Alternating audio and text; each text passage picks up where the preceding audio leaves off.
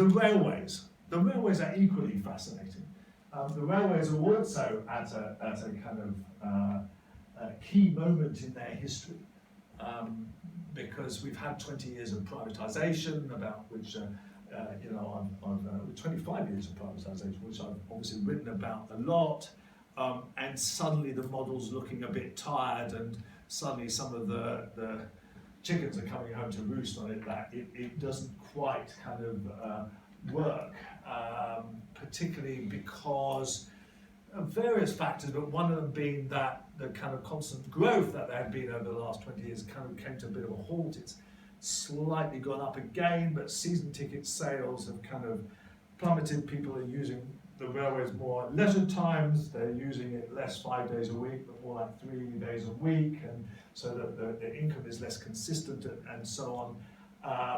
The franchise model has all but collapsed. There's fewer and fewer kind of bidders interested in it. The government has interfered more and more in the contracts, and the Network Rail has become a government-owned company rather than a sort of semi-privatized kind of notion. The Department for Transport has made more and more decisions, including, I must say, over the hardness of the seats on the train that I just travelled on to get here, which is why I kind of went wandering around kind of every half an hour, because it's so uncomfortable. Decisions like that were made actually by government. And if you go over the history of franchises, there's been kind of rough patches before. There's been collapsed franchises. There's been the fact that the risk was never privatized and the profits were privatized has more and more come to be accepted. And that's inevitable. The railways could never be privatized properly because you could never really privatize the risk. The railways have to function the day after the local company goes bust, and so the state has to intervene. So it's never been a real kind of privatization in the way that, if Coca-Cola suddenly doesn't sell any Coke, it will go bust, and so on, with, as we've seen with dozens of retailers, nothing is guaranteed, but the railways are guaranteed that they continue operating. So it's always been what I call pretend capitalism, where they've not had any real risk, and also capitalism is all about how do you make a profit in capitalism, right? We've just been talking about that. You make a profit in capitalism in terms of you either get reward for the risk that you take, you invest, you might lose all your money, or you might not. Well, in terms of the railways, the franchises don't actually invest very much at all. They put up a bit of a bond, but they don't actually invest in the infrastructure isn't theirs, the trains are not theirs, and so on. So they don't actually invest in what they do invest. They try and get a very quick rate of return on, because the franchises last 7 years and so on. So they don't get a reward for that. They don't invest. I mean, that's what the two tenets of capitalism are: investment, reward for investment, and reward for risk. Neither of those really happens in the rail industry.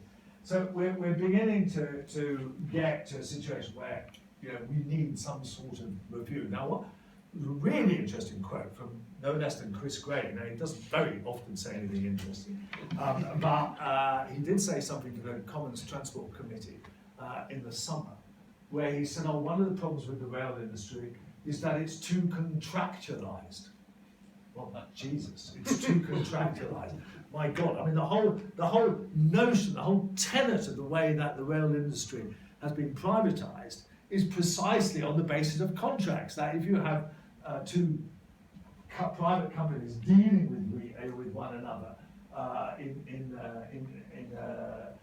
over a long period of time, there's bound to be contracts in relation to performance, in relation to which services they use and how much they pay for them and so on. Of course, there's going to be contracts, right? So the only way of decontractualization is actually renationalizing, but that's not something that I think you realise. But as we know, Mr. Green is not the brightest spark in the firework display, and so he probably didn't realise the implications of what he was saying. But clearly, some people have. So we're at a stage where we've got this review of the railways, which is looking at kind of all aspects of it, and it's going to be a white paper, which is interesting itself, because normally we've had endless reviews. Apparently, I think Nigel Harris from Rail Magazine counted them up, and there have been something like 28 reviews in the last 50 years into the workings of the railway. But this one, they are promising, is actually going to do something. He's actually going to produce a white paper on which then becomes government policy. So I'm surprised that they're contracting out the writing of government policy to an executive of John Lewis. A strange kind of way of going about things, but nevertheless, there is the widespread expectation. And there are really several problems that have to be addressed. So there's the franchising model that really doesn't work anymore. There is the Network Rail, which is completely dysfunctional, but does have a new chief executive called Andrew Haynes, who is somebody who has worked across different parts of the rail industry, which is really important, because for the most part, the rail industry has been in silos, so that you work for Network Rail, or you work for the train operators, or you work for the rolling stock people, or whatever, or engineers. And in the old days, British Rail used to kind of, one day you might be in a parcels office, and the next day you might be on the track, and the next day you might be working on timetabling, right? And so people had all the skills of a railway. But the truth of the matter is, and we'll come to ownership slightly later, but the truth of the matter is, the railway is an integrated operation, right? The railway only works as the whole tenet of the privatisation was, the worst aspect of it was not that it was privatised, although that's pretty daft because of reasons I've said already, that it's a monopoly, it's a public service, it's kind of doesn't really fit very well in the private sector unless you're Chris Grady. But the key mistake there was to fragment it, because there is no such thing as an entity like Network Rail that functions on its own. It has no purpose other than to provide the permanent way for trains to run on.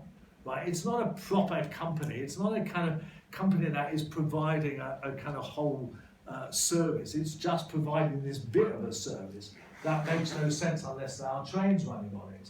And similarly, the train operators, make no sense as company. They have these grand names like Great Western, but it's not the Great Western. The Great Western was a company that built railways, it built stations, it owned the trains, it owned the track, it ran the timetable, it made commercial decisions. Now that's a proper company. That's real capitalism. I'm an old lefty, but I kind of like real proper capitalism. I like the idea that a company takes risks and it builds things and it then kind of makes money or doesn't make money or whatever. That's kind of human endeavor. But these companies are just kind of fake constructs, and all of them are fake constructs. And I think that there's begun to be a realization of that. But now the ownership issue then becomes rather difficult, because the honest thing would be to integrate the operations with Network Rail, because, as I say, Network Rail is a kind of a company, and it has no purpose other than to facilitate the running of the trains on it. So as Network Rail is a public company, and the operators are private companies. And so if Williams comes up with an idea that maybe not across the whole network, but in various places these need to be integrated.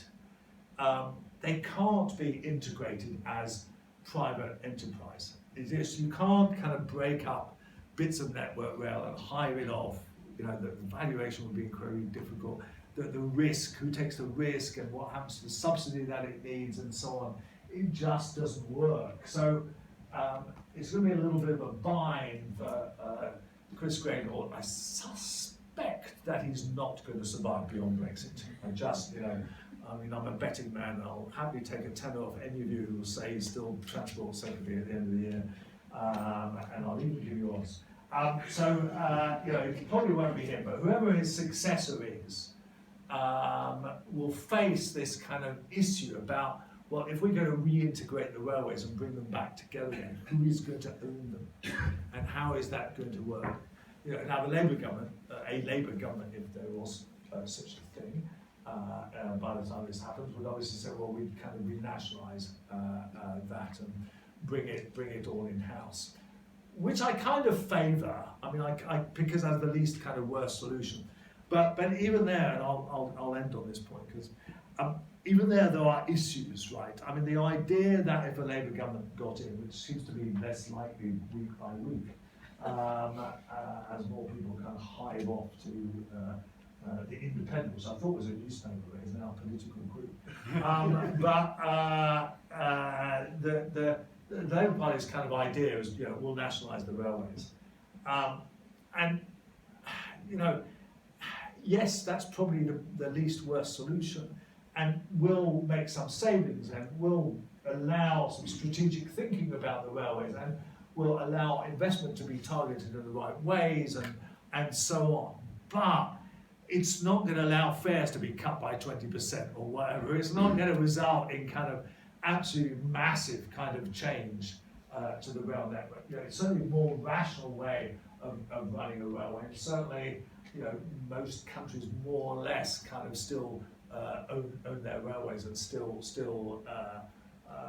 they still function kind of within the state, and that's a kind of sensible thing to do given their importance and the fact they can't go bust and the social aspects of it and so on. But you know, I don't quite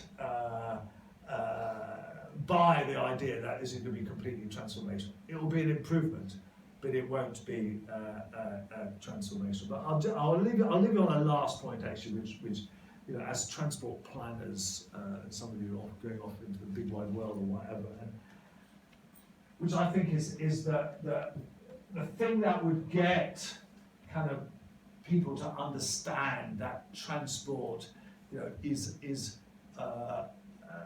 partly a social service, and therefore doesn't need to kind of follow the rules of capitalism that you know, that other businesses are expected to do, which is just the notion of externalities. And my favorite, my biggest bugbear is that, you know, the concept of externalities should be taught kind of at O level at school everywhere, right? You know, it would just, you know, it's not a very complicated idea, but unless you kind of deal with the externalities, and unless you're promoting transport as something that is justified on the basis of externalities and the fact that, you know, it can't be expected to pay for itself. It can't be expected to kind of make a rate of return on capital and so on. One of the best examples is actually Boris bikes, or now Santander bikes as they're thankfully called. You know, where every year they issue their accounts and they even stand and go, oh, these bikes cost £3 million or £5 million, and every ride is subsidised to the tune of 25p and so on. And it's just completely ridiculous. Every ride is somebody who's not using the overcrowded tubes, or not using their car, or not kind of getting in the way of everybody else, but they're on a bicycle, kind of, you know, as an efficient form of transport. And yet we're still at the stage where, you know, the politicians don't begin to kind of talk in those terms. They've moved away from that. In fact, I mean, maybe the Labour Party of the 60s or 70s might have talked about a social railway and all that. And we've so moved away from that concept.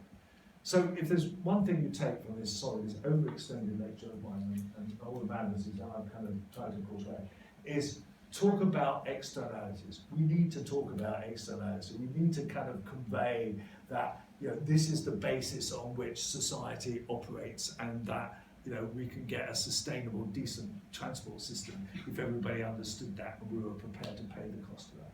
I'll leave you there, but I'm happy to deal with questions. Thank you.